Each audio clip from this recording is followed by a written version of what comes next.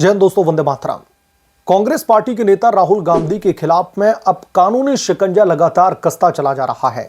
राहुल गांधी दोस्तों आधे वक्त या तो विदेश की धरती पर रहते हैं और हिंदुस्तान से कुछ लेना देना नहीं है, और जो उनके पास में बचा कुचा वक्त होता है वो अदालतों के चक्कर काटने में निकल जाता है। ऐसे में राहुल गांधी के पास में राजनीति करने का तो वक्त बचता ही नहीं है। और इस सब के पीछे की वजह है राहुल गांधी के बड़बोले बयान, या फिर यूं कह लीजिए कि भारतीय जनता पार्टी के खिलाफ में उनकी जो नफरत भरी राजनीति है आज राहुल गांधी के नाकों चने बिनवा रही है। दरअसल राहुल गांधी के खिलाफ में एक मानहानि का मुकदमा चल रहा है। अमित शाह के खिलाफ में जो उन्होंने अनर्गल बयान दिया था बिना किसी सबूत के आधार पर, आए बाएं साएं जो है राहुल गांधी बोलते हुए दिखाई दिए थे, जिसके बाद में उनके खिलाफ में यह मामला दर्ज किया गया था और इस बाबत कोर्ट में सुनवाई हुई है। गवाह भी पेश हुए हैं। क्या कुछ हुआ है कोर्ट में मैं वो भी आपको बताऊंगा। पहले इस मामले को समझ लेते हैं कि ये पूरा मामला क्या है।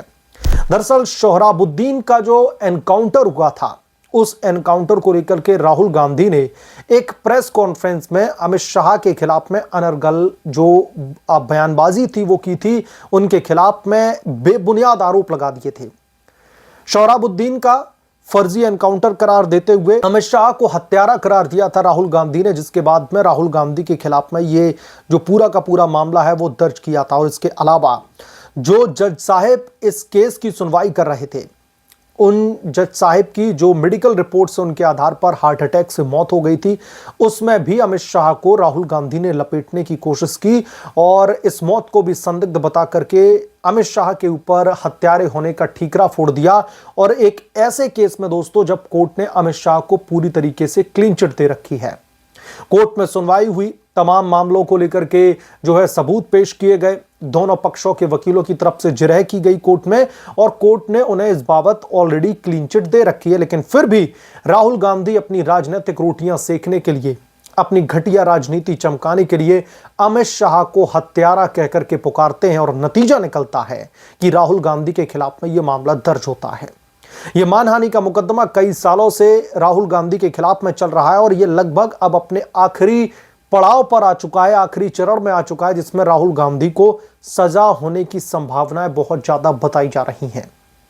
क्योंकि अमित शाह की छवि को धूमिल करने के लिए हत्यारा जैसे शब्दों का इस्तेमाल करना यह राहुल गांधी की राजनीति को ही सूट करता है। तो अब इस मामले में कोर्ट में क्या हुआ है मैं आपको बता देता हूं। दरअसल केंद्रीय गृह मंत्री अमित शाह के खिलाफ में जो ये उन्होंने बयान दिया था, जब यह मुकदमा दर्ज किया गया तो इस बाबत एक एक करके तमाम जो गवाह हैं उनको पेश किया गया। कोर्ट में जिरह चल रही है। तो अब इस बार की सुनवाई में जो रामचंद्र दुबे नाम के जो गवाह हैं उनके साथ में जिरह की गई, उनको कोर्ट में पेश किया गया और राहुल गांधी के जो वकील हैं उनकी तरफ से तमाम सवाल दागे गए, तमाम उनसे क्वेश्चंस पूछे गए। कुल मिलाकर के जिरह होती है कोर्ट में और फिर जो है अदालत तमाम ऐसी चीजों को सुनती है जिसमें यह दिखाई देता है कि राहुल गांधी यकीनन तौर पर अमित शाह की छवि को धूमिल करने की कोशिश कर रहे थे। अमित शाह के खिलाफ में अपनी राजनीति चमकाने के लिए इस तरीके के उन्होंने बयानों का इस्तेमाल किया है। तो राहुल गांधी के खिलाफ में इस गवाह की जिरह जो चल रही है वो अभी कंप्लीट नहीं हो पाई है, इसलिए कोर्ट ने सुनवाई जो है इस पर कंटिन्यू रखी है। अब कल भी इस मामले पर सुनवाई की जाएगी और उम्मीद ये जताई जा रही है जो कानूनी विशेषज्ञ हैं कि राहुल गांधी को उनके इस स्टेटमेंट का अब एक बहुत बड़ा राजनीतिक हर्जाना भरने के लिए तैयार रहना होगा। क्योंकि राहुल गांधी की आए बाएं साए वाली जो राजनीति है यह अक्सर कांग्रेस पार्टी को हाशिए पर धकेलने के काम कर रही है। राहुल गांधी के खिलाफ में दर्जनों केसेस रजिस्टर्ड है, कई मामलों में वो जमानत पर बाहर हैं और कई मामलों में जेल में जाने की उनकी जो संभावनाएं हैं वो बहुत ही ज्यादा बन रही है। जैसे कि ये वाला जो मामला है वो राहुल गांधी के खिलाफ में तमाम सबूतों के आधार पर और तमाम जो बयान गवाहों की तरफ से दिए गए हैं कोर्ट में उसके आधार पर इस बात की तस्दीक करता है कि राहुल गांधी का जो डिफेमेटरी स्टेटमेंट था अमित शाह के खिलाफ में अब वो उनके गले की फांस बनने वाला है। और इसीलिए अब कांग्रेस पार्टी में भयंकर हड़कंप मचा हुआ है। आप लोग समझिए कि जज लोया की जो मृत्यु हुई थी, जो सोहराबुद्दीन केस को की सुनवाई कर रहे थे, उनकी हार्ट अटैक से मौत हो जाती है और जज लोया की मौत के मामले को लेकर के गृह मंत्री अमित शाह को अपनी राजनीति चमकाने के लिए घेर लेना, वो भी एक ऐसे केस में, इस प्रकरण में सुप्रीम कोर्ट ने अमित शाह को क्लीन चिट दे रखी है।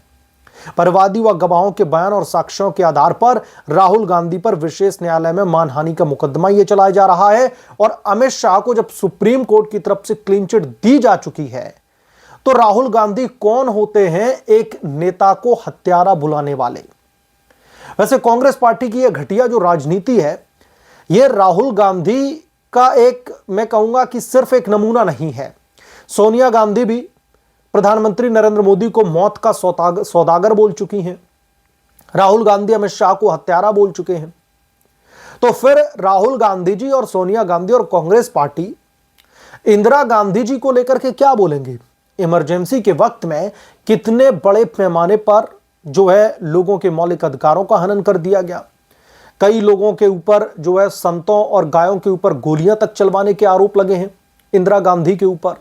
तो क्या उस पर कभी इनकी जुबान से एक भी शब्द निकलेगा कि कैसे इस देश में हिंदुत्व को टारगेट करके उनके खिलाफ में कार्रवाई की गई है? एक भी शब्द नहीं निकलेगा। लेकिन लोगों को बरगलाने के लिए, लोगों को बहकाने के लिए, लोगों के बीच में एक झूठा प्रोपेगेंडा डालने के लिए इस तरीके की राजनीति की जाती है। और सबसे बड़ी बात यह है कि राहुल गांधी को कभी अपने किए पर पछतावा भी नहीं होता। राहुल गांधी सोचते हैं इतने केस चल रहे हैं और 2-4 केस रजिस्टर्ड हो जाएंगे, चलने दीजिए इनको।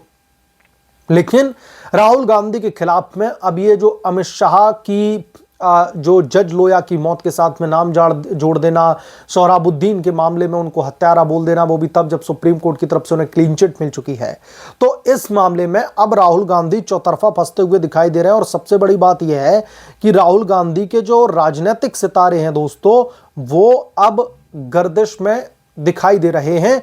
और जब इस मामले को लेकर के सुनवाई आती है, जब भी मीडिया की तरफ से उनसे सवाल दागे जाते हैं, तो कांग्रेस पार्टी का एक ही रोना शुरू हो जाता है कि भारतीय जनता पार्टी जो है न तो डेवलपमेंट की बात करना चाहती है, न बेरोजगारी की बात करना चाहती है, न किसानों के बारे में बात करना चाहती है। वो विपक्षी नेताओं के खिलाफ में इस तरीके के केस दर्ज करके सिर्फ और सिर्फ समय जाया करना जानते हैं।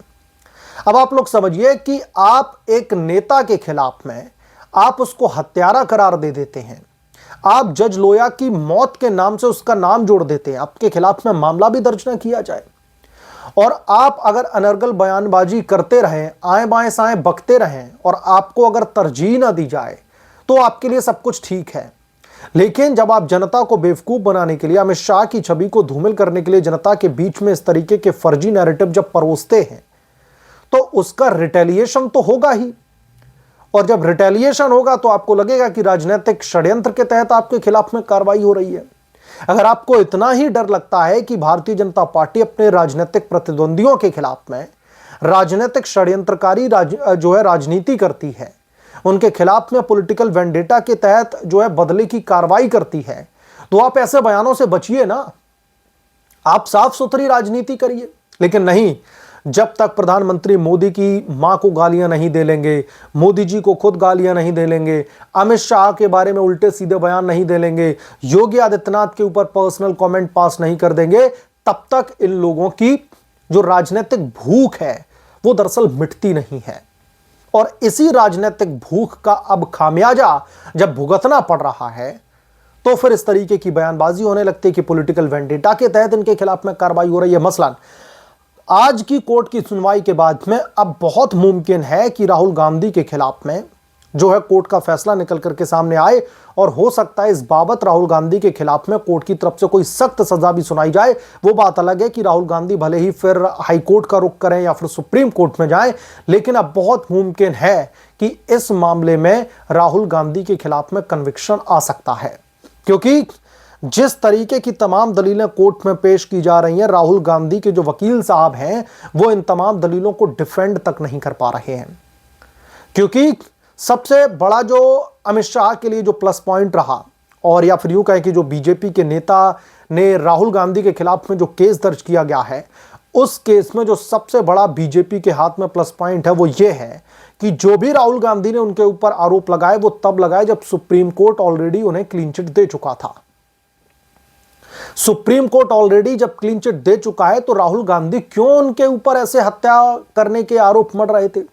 यह ठीक उसी तरीके से है कि किसी शख्स के खिलाफ में मर्डर का आरोप लगे और सुप्रीम कोर्ट उसको बिल्कुल क्लीन चिट दे दे, बाइज्जत बरी कर दे, और फिर भी अगर उसको हत्यारा कहा जाए, फिर भी उसके खिलाफ में इस तरीके के एलिगेशंस लगाए जाएं, तो फिर यह कैसा होगा। और राहुल गांधी ने अपनी राजनीति चमकाने के लिए यही किया, लेकिन राजनीति चमकना तो छोड़ दीजिए, कांग्रेस पार्टी का पतन होता चला जा रहा है। कांग्रेस पार्टी के खिलाफ में लोगों का गुस्सा उमड़ता जा रहा है। लोग कह रहे हैं कि राहुल गांधी किस तरीके की राजनीति करते हैं, शर्म आनी चाहिए। जब से राहुल गांधी ने कांग्रेस पार्टी का दामन थामा है, जब से कांग्रेस पार्टी के आला कमान बनने की उन्होंने जुगत उठाई है, तब से कांग्रेस पार्टी को हर चुनाव में उनकी बंटाढार करने में लगे हुए हैं।